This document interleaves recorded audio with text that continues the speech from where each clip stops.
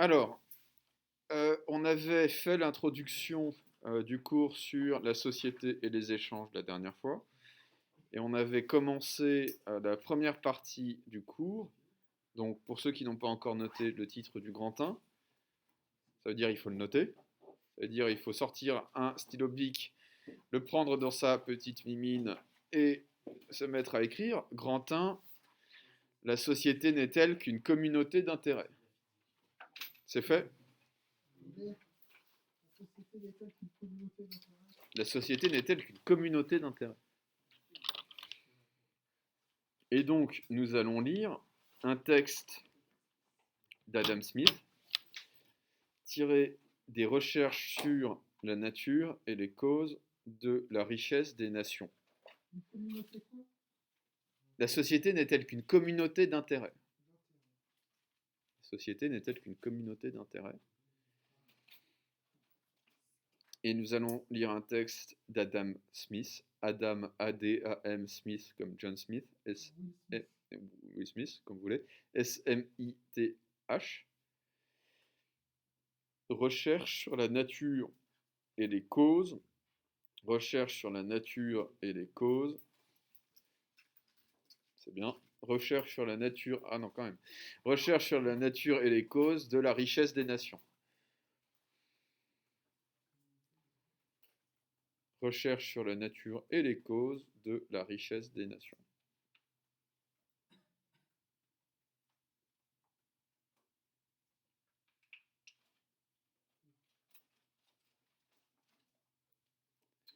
Je lis le texte.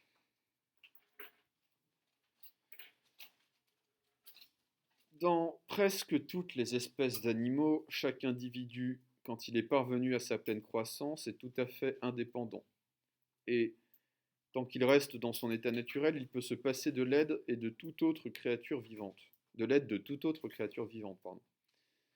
Mais l'homme a presque continuellement besoin du secours de ses semblables, et c'est en vain qu'il l'attendrait de la seule bienveillance. Il sera bien plus sûr de réussir s'il s'adresse à leur intérêt personnel et s'il leur persuade que leur propre avantage leur commande de faire ce qu'ils souhaitent d'eux. C'est ce que fait celui qui propose à un autre un marché quelconque. Le sens de sa proposition est ceci. Donnez-moi ce dont j'ai besoin et vous aurez de moi ce dont vous avez besoin vous-même. Et la plus grande partie de ces bons offices qui nous sont si nécessaires s'obtient de cette façon. Ce n'est pas de la bienveillance du boucher, du marchand de bière, ça, on voit qu'on est en Angleterre, ou du boulanger que nous attendons notre dîner, mais bien du soin qu'ils apportent à leurs intérêts. Nous ne nous adressons pas à leur humanité, mais à leur égoïsme, et ce n'est jamais de nos besoins que nous leur parlons, c'est toujours de leur avantage. Il n'y a qu'un mendiant qui puisse se résoudre à dépendre de la bienveillance d'autrui. Encore, ce mendiant n'en dépend-il pas en tout? C'est bien la bonne volonté des personnes charitables qui lui fournit le fond entier de sa subsistance. Mais, quoique ce soit là, en dernière analyse, le principe d'où il tire de quoi satisfaire aux besoins de sa vie, cependant, ce n'est pas celui-là qui peut y pourvoir à mesure qu'ils se font sentir. La plus grande partie de ses besoins du moment se trouve satisfaits, comme ceux des autres hommes, par traité, par échange et par achat. Avec l'argent que l'un lui donne, il achète du pain. Les vieux habits qu'il reçoit d'un autre, il les troque contre d'autres vieux habits qui l'accommodent mieux, ou bien contre un logement, contre des aliments, ou enfin contre de l'argent qui lui servira à se procurer un logement, des aliments ou des habits quand il en aura besoin. Alors, que nous dit Adam Smith? Adam Smith reprend une vieille idée qui est celle qu'on trouve par exemple dans le Protagoras de Platon, à savoir que l'être humain, contrairement aux autres animaux, a besoin de travailler et a besoin de s'associer aux autres pour pouvoir survivre. Vous savez que ce qui caractérise l'espèce humaine par rapport aux autres animaux, c'est que On est très longtemps dépendant pour notre survie de nos parents, alors que n'importe quel animal, enfin la plupart des animaux en tout cas, l'individu arrive à maturité très rapidement et donc devient autonome et indépendant par rapport à ses géniteurs très rapidement. Vous ne l'êtes pas encore, par exemple. Ok. Et en réalité, personne d'entre nous ne l'est vraiment, puisque par l'organisation de la société, on est bien incapable de satisfaire seul à l'ensemble de nos besoins. On a besoin pour ça de s'associer aux autres. On l'avait vu avec Rousseau, je crois. On a besoin de s'associer aux autres pour satisfaire des besoins, même primaires. Par exemple, se nourrir. Euh, on nous largue tous en race campagne, si vous voulez, à 500 km de l'intermarché le plus proche. On vous dit, bah maintenant, débrouillez-vous. On ne peut pas. Okay. En tout cas, on ne peut pas le faire seul, il va falloir qu'on s'entraide. Donc l'être humain a continuellement besoin de ses semblables. Et pourtant, dit Adam Smith, c'est comme si le besoin n'était pas à la racine, la cause de la vie en société. Ce qui va être la cause de la vie en société pour Adam Smith, c'est de l'intérêt. C'est-à-dire que lorsque vous entrez chez n'importe quel commerçant, vous n'allez pas lui dire j'ai faim, vous allez lui signifier que vous avez de l'argent pour payer. Donc en fait, vous allez vous présenter à lui en lui montrant l'intérêt qu'il a à vous servir et non pas en exhibant à la vue de tout le monde vos besoins, vos manques. Okay. Donc, c'est un principe de base, si vous voulez, de la vie en société. Toujours essayer de susciter l'intérêt que la pitié, plutôt que la pitié. Okay. Est-ce que ça va, ça, pour tout le monde? Alors on y va, on note. Donc, vous allez noter simplement ce titre, je le simplifie, dans la richesse des nations. Dans la richesse des nations.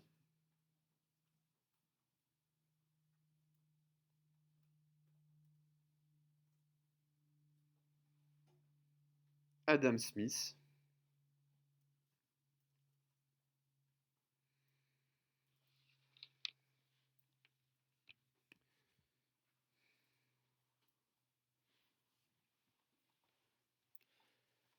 s'intéresse, s'intéresse aux causes profondes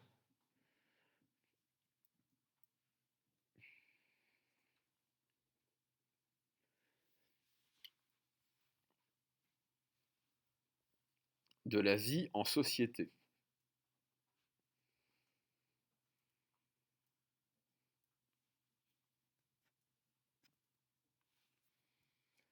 Selon lui, vous me dites si je vais trop vite. Ça va? Ça a l'air d'aller. Selon lui, l'espèce humaine se distingue des autres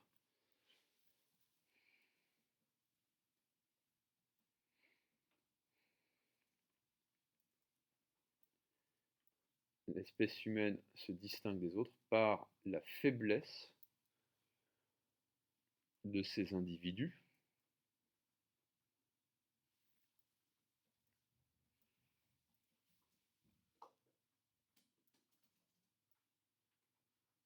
la faiblesse de ces individus qui les pousse, faiblesse qui les pousse, eux seulement, pas VNT, faiblesse qui les pousse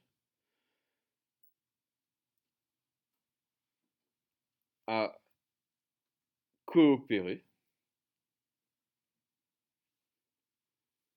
faiblesse qui les pousse à coopérer pour subvenir à leurs besoins.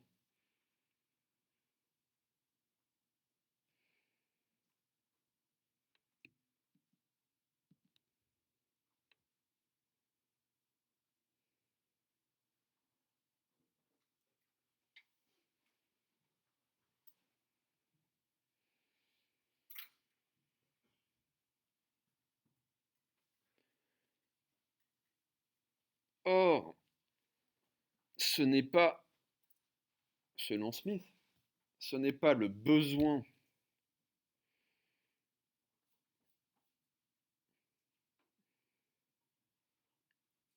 qui lie explicitement les êtres humains.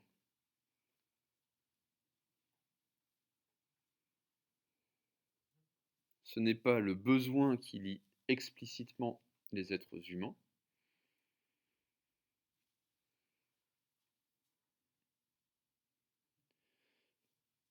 sinon toute société serait fondée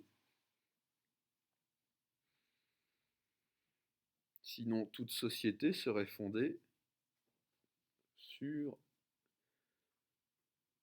le principe de bienveillance. Sinon toute société serait fondée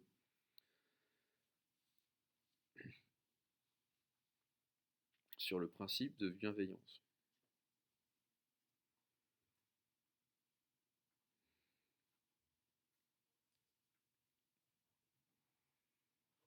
Or, c'est plutôt sur l'intérêt et l'égoïsme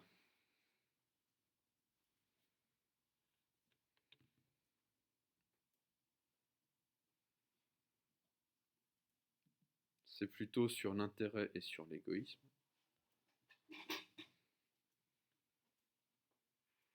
que toute société s'organise.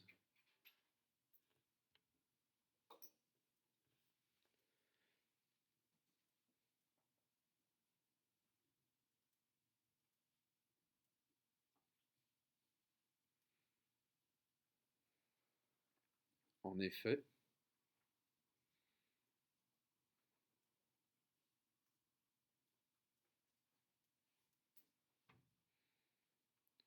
je cite, « Ce n'est pas de la bienveillance du boucher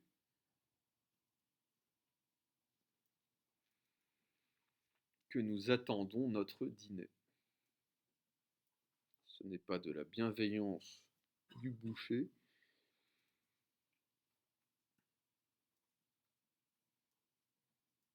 que nous attendons notre dîner. » Fin de la citation.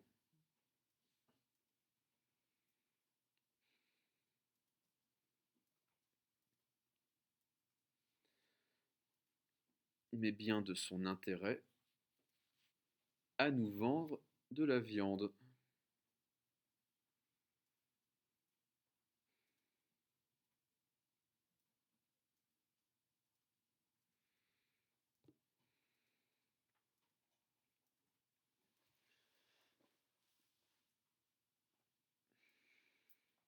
Seuls les mendiants attendent tout de la bienveillance d'autrui. Seuls les mendiants attendent tout de la bienveillance d'autrui. Est-ce que vous pouvez allumer la lumière, s'il vous plaît? Non, ouais. Ou vous aussi, il faut que ça soit symétrique, j'aime la symétrie en toute chose. Merci beaucoup. Parfait. Seuls les mendiants attendent tout de la bienveillance d'autrui. Et encore,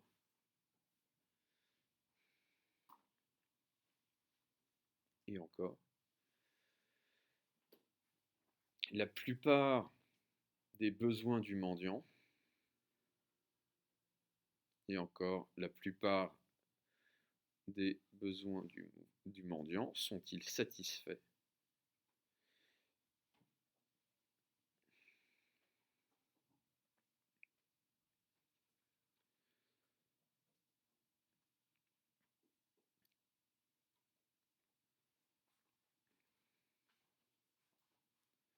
Par des relations commerciales.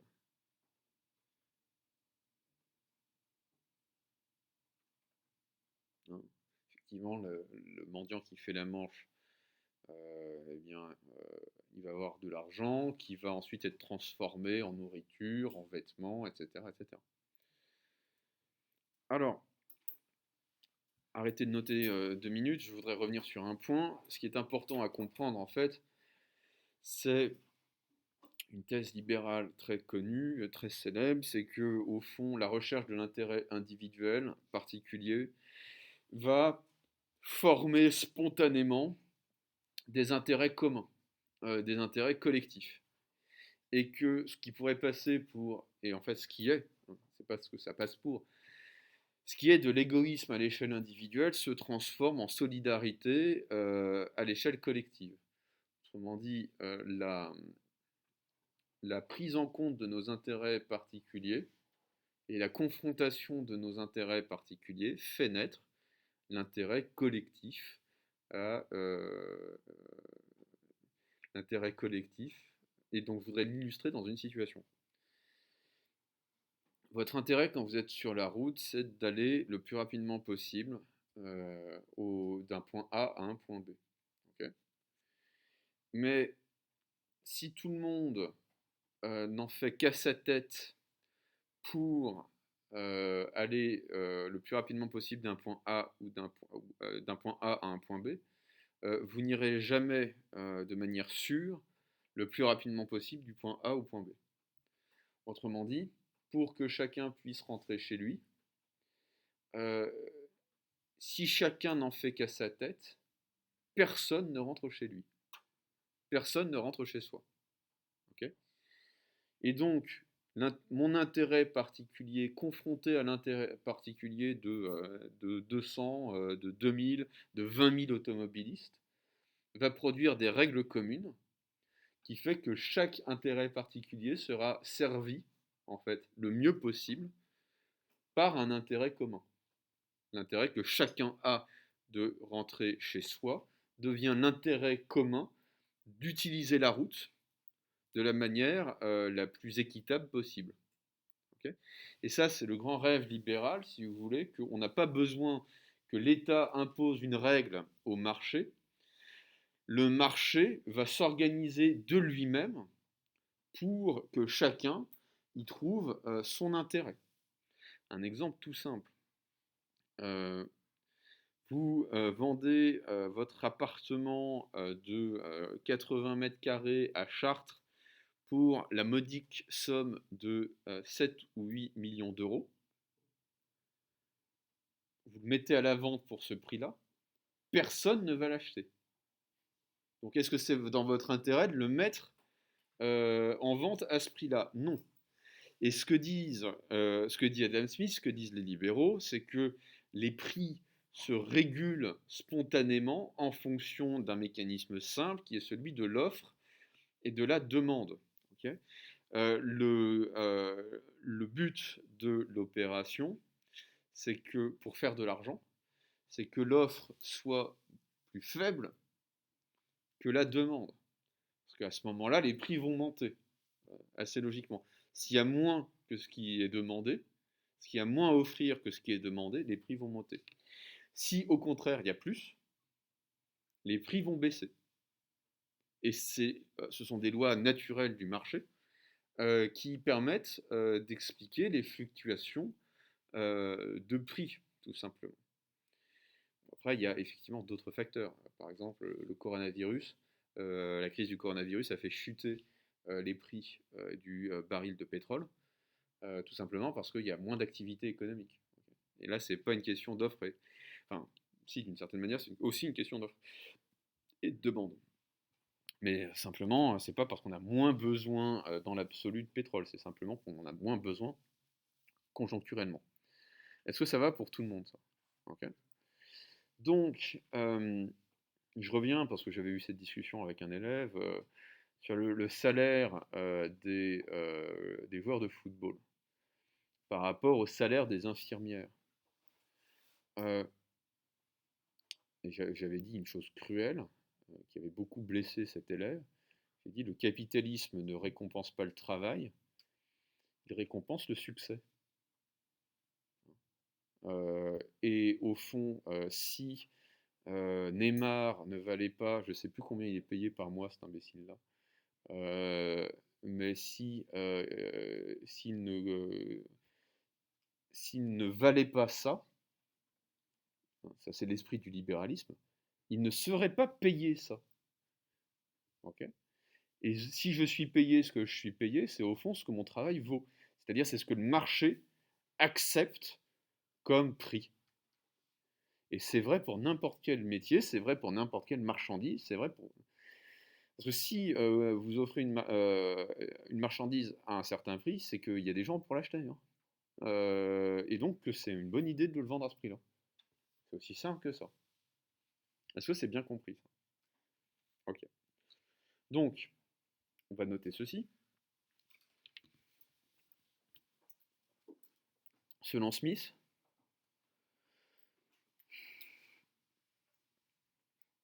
ce qui est à l'échelle individuelle immoral,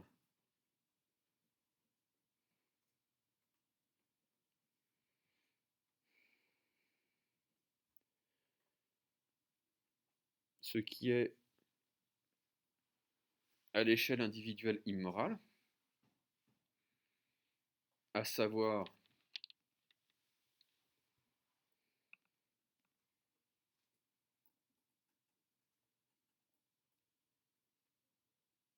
euh, la recherche de l'intérêt individuel, la recherche égoïste de l'intérêt individuel,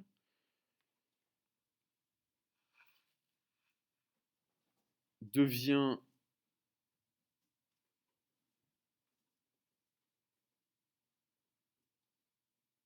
la recherche égoïste de l'intérêt individuel devient vertueux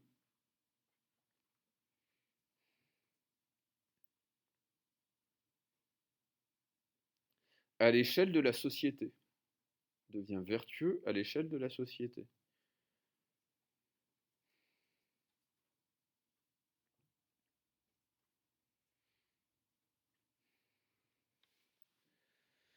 Des intérêts communs se forment. Des intérêts communs se forment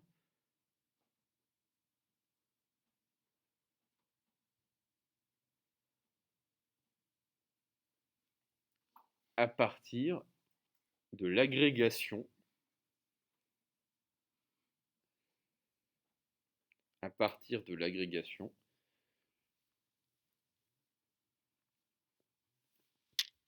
des intérêts particuliers.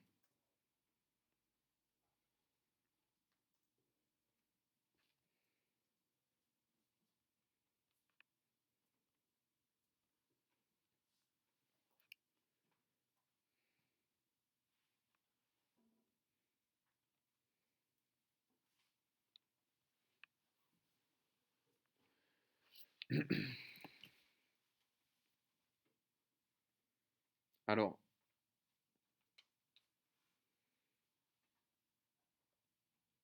selon Smith,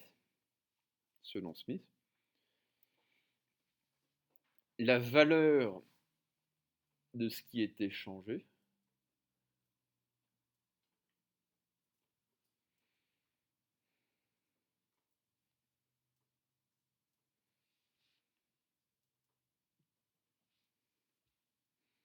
la valeur de ce qui est échangé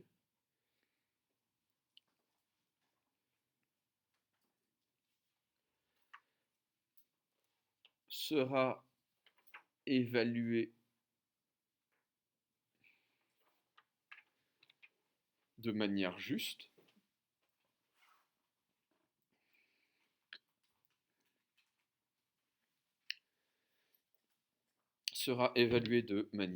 par l'organisation spontanée du marché. Sera évaluée de manière juste par l'organisation spontanée du marché.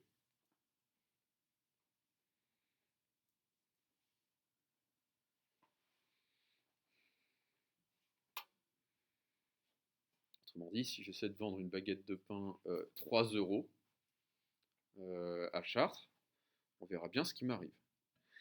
Si je vends une baguette de pain 10 centimes d'euros, on verra bien ce qui m'arrive. C'est-à-dire que ni l'un ni l'autre n'est un prix juste, et le marché, en fait, permettra de fixer le juste prix de la baguette de pain. Par la concurrence, par l'évolution du prix des matières premières, par le prix du loyer, de la boulangerie, etc., etc., etc. Ok. Donc derrière la baguette de pain à 1,90 €, il y a toute une réalité économique. Et c'est pas un hasard, en fait, si effectivement on paye un peu plus cher sa baguette de pain à Paris ou à Chartres, ou si on paye un peu plus cher sa baguette de pain dans certains quartiers et pas dans d'autres. Ok. Il y a une objectivité du prix pour Smith qui est liée à l'offre et la demande et surtout qui est liée à l'organisation spontanée du marché. Ça va-t-il pour tout le monde? Pascal, ça va? Ok. Qu'est-ce qui se passe si je vends une baguette de pain à 30 centimes d'euros à Chartres? Bah si, tout le monde va l'acheter, mais c'est pas ça le problème. C'est que je vais rien gagner, je vais même perdre, donc je vais mourir. Économiquement, je vais mourir. Ok. Et si, bah, on peut mourir si on vend, enfin, vous pouvez vendre autant de baguettes de pain à 30 centimes d'euros, vous allez perdre de l'argent sur chaque baguette de pain en fait. Non, ça dépend pas de comment on les obtient, vous les fabriquez quand vous êtes boulanger.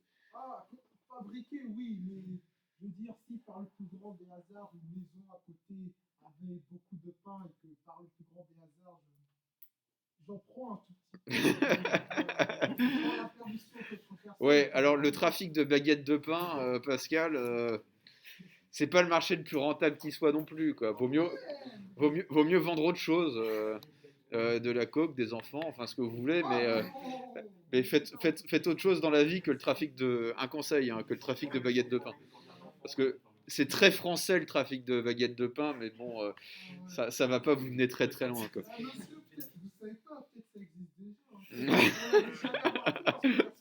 Ouais, c'est la saison 18 de Narcos, le trafic de baguettes de pain. Non, mais cela dit, on rigole, mais à partir du moment où on interdit un produit, forcément la demande explose par rapport à l'offre. Non, mais voilà, donc on pourrait très bien imaginer les caïds de certaines cités se mettre à trafiquer la baguette de pain à partir du moment où, par exemple, et à vrai dire, on n'est pas une absurdité de près en ce moment, à partir du moment où le gouvernement décide de fermer euh, les, euh, les boulangeries, genre de manière définitive, quoi. Il n'y aura plus de pain. Une remarque, hein, je fais allusion à la prohibition dans les années 1920 aux États-Unis où la vente d'alcool va être interdite et du coup il devient extraordinairement rentable de trafiquer de l'alcool. Mais là aussi, si vous voulez, c'est une conséquence de l'ajustement de la demande, de l'offre par rapport à la demande. Il y aura beaucoup moins d'alcool vendu, donc il sera beaucoup plus cher. Et en plus, faut prendre en compte le risque qu'il y a à trafiquer, le risque pénal qu'il y a à trafiquer. Vous pouvez vous retrouver en prison, etc., etc. Et on sait aujourd'hui que l'augmentation du prix du tabac en France entraîne, ça ne date pas d'hier, entraîne le trafic de cigarettes de contrefaçon ou le trafic de cigarettes entre l'Espagne, voire les pays du Maghreb, et le reste de l'Europe, et en particulier la France, quoi.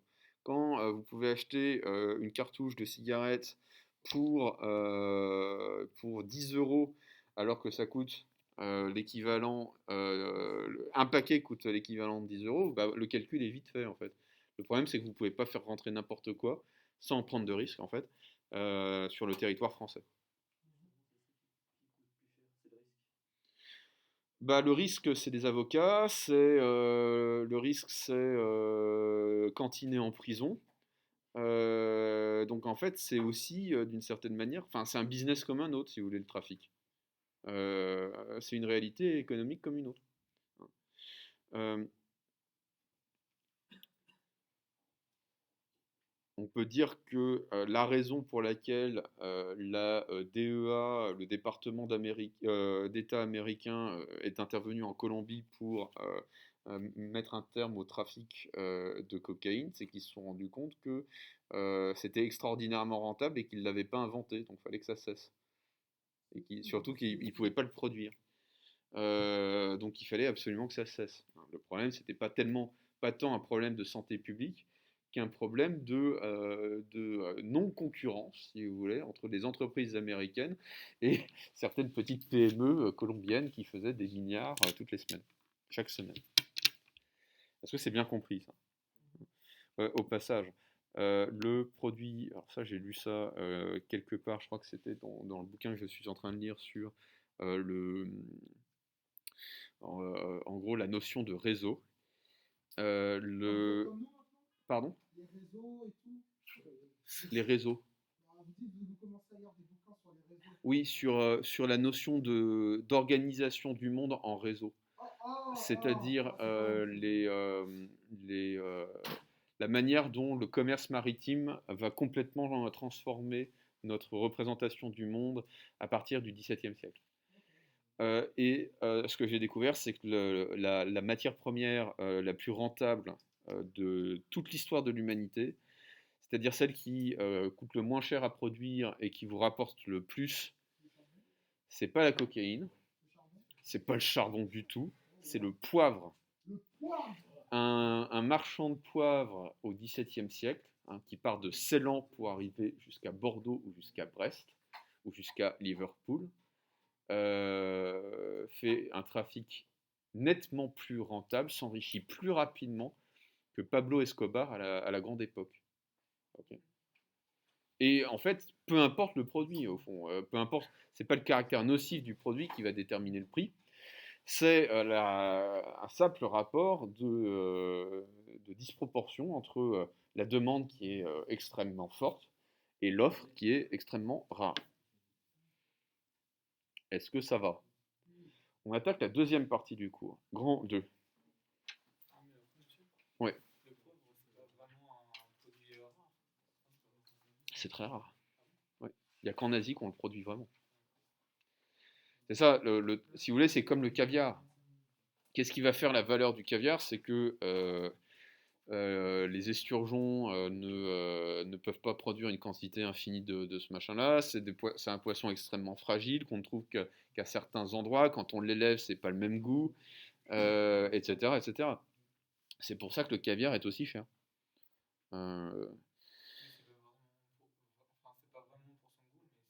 Exactement. Enfin, je sais pas si vous avez déjà mangé du caviar, mais c'est très salé et c'est pas très bon. Si vous voulez, je préfère largement, je sais pas moi, bah, j'allais dire la truffe. Vous voyez, la truffe c'est rare, c'est cher, mais gustativement, je préfère ça au caviar. Mais simplement, au fond, la qualité du produit, les qualités intrinsèques du produit importent peu. Ça peut être une question de prestige social, ça peut être. Après, ça peut être une vraie question de goût. C'est-à-dire que vous ne pouvez pas saler et poivrer vos plats. Bah, c'est fadasse, quoi. C'est fadasse. Alors, grand 2, nos intérêts corrompent-ils nos échanges? Nos échanges corrompent-ils nos intérêts? Nos intérêts corrompent-ils? C-O-2-R-O-M-P-E-N-T. Corrompent-ils nos échanges? Nos échanges corrompent-ils nos intérêts?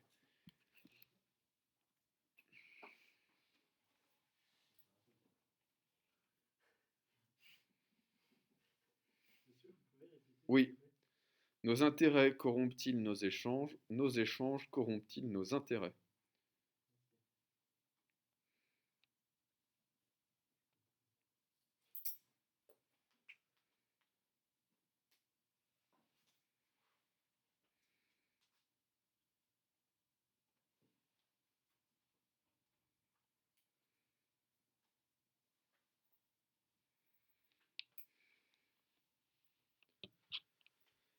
Alors,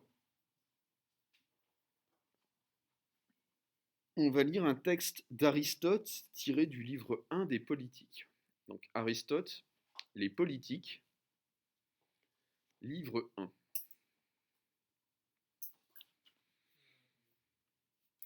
C'est un texte fondamental, vraiment.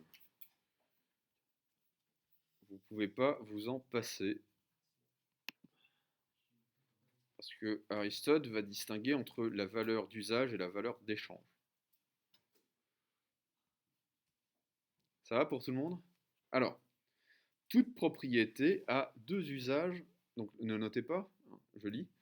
Toute propriété a deux usages qui tous deux lui appartiennent essentiellement, sans toutefois lui appartir de la même façon. L'un est spécial à la chose, l'autre ne l'est pas. Une chaussure peut à la fois servir à chausser le pied ou à faire un échange. On peut du moins en tirer ce double usage.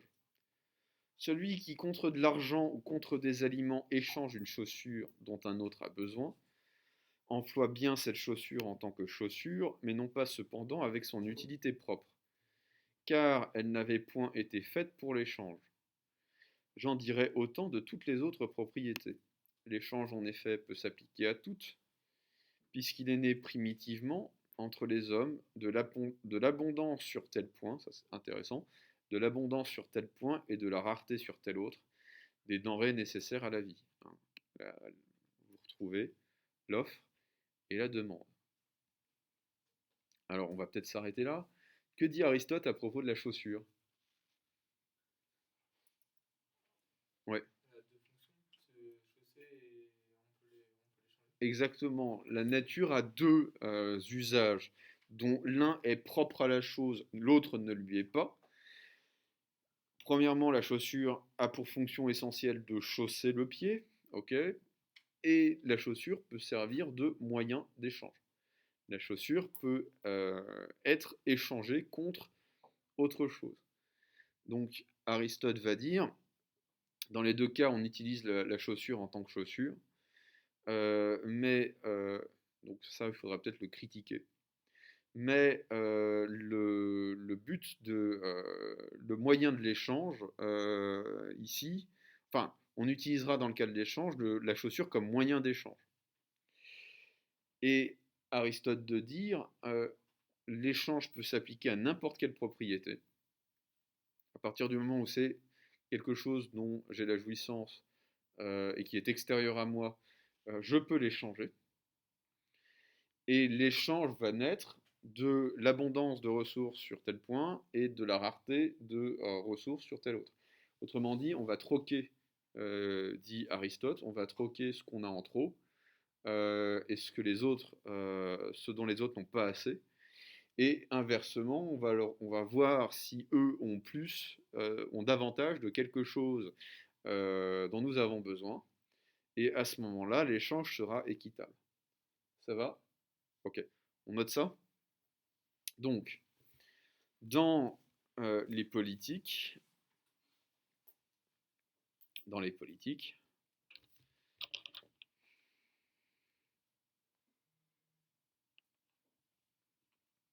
Aristote distingue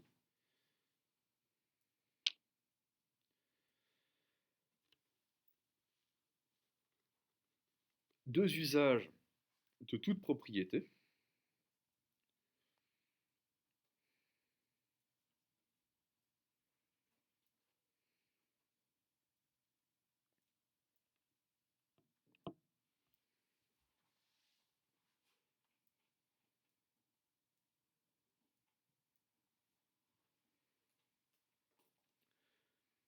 L'un est propre à la chose,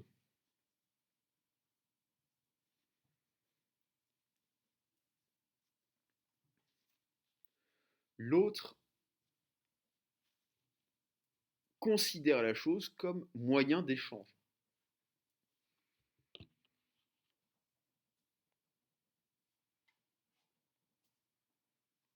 Oui. L'autre va considérer la chose comme moyen d'échange.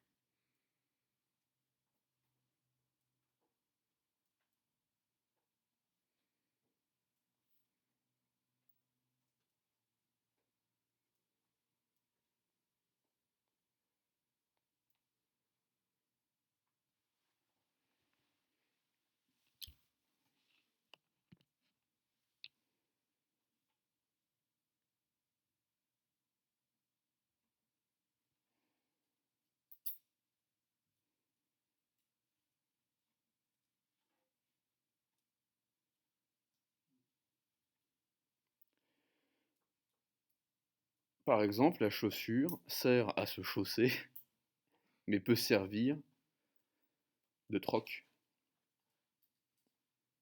peut servir au troc.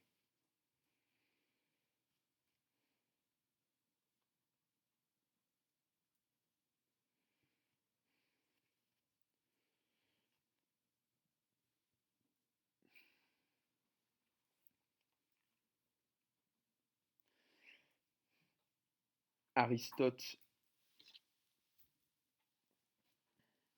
explique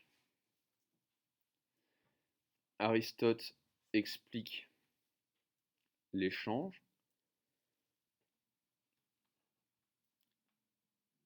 par la complémentarité des besoins entre les deux parties.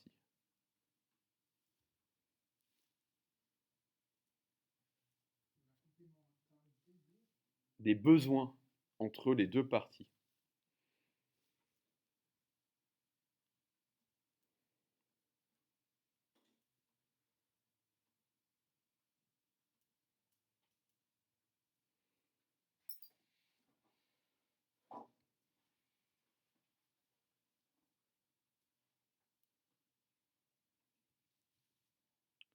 Est-ce que ça va? Alors, Aristote va montrer dans la suite du texte comment on va passer du troc au commerce. Le troc, c'est objet contre objet, matière première contre matière première, technique contre technique à la limite. Le commerce, c'est la transformation de l'objet en argent qui va servir à acheter autre chose. Okay. Donc la vente d'un produit qui va être converti en argent, argent qui va permettre d'investir dans autre chose. Okay. Donc je lis la suite du texte. Il est trop clair que dans ce sens, la vente ne fait nullement partie de l'acquisition naturelle. Dans l'origine, ou à l'origine, on dirait aujourd'hui, l'échange ne s'étendait pas au-delà des plus stricts besoins, et il est certainement inutile dans la première association, celle de la famille. Pour qu'il se produise, il faut que déjà le cercle de l'association soit plus étendu. Dans le sein de la famille, tout était commun.